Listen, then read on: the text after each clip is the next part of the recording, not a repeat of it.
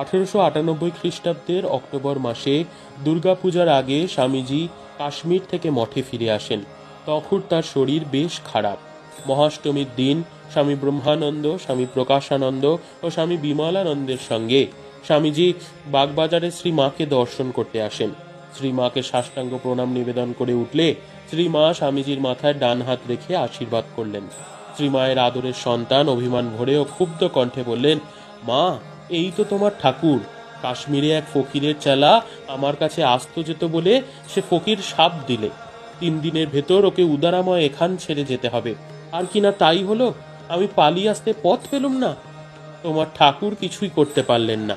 শ্রীমা উত্তর দিলেন, বিদ্যা বিদ্যা মানতে হয় বই কি বাবা, তাঁরা তো আর ভাঙতে আসেন না। আমাদের ঠাকুর হাঁচি টিকটিকি পর্যন্ত মেনেছেন। শঙ্করাচার্যও তো শুনতে পাই নিজের শরীরে ব্যাধিকে আসতে দিয়েছিলেন।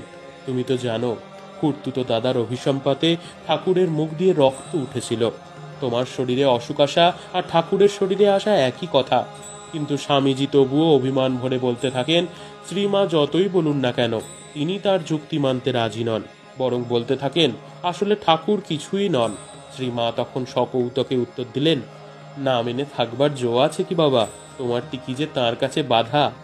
এই কথা বলা মাত্র স্বামীজি সজল নয়নে শ্রীমায়ের পায়ে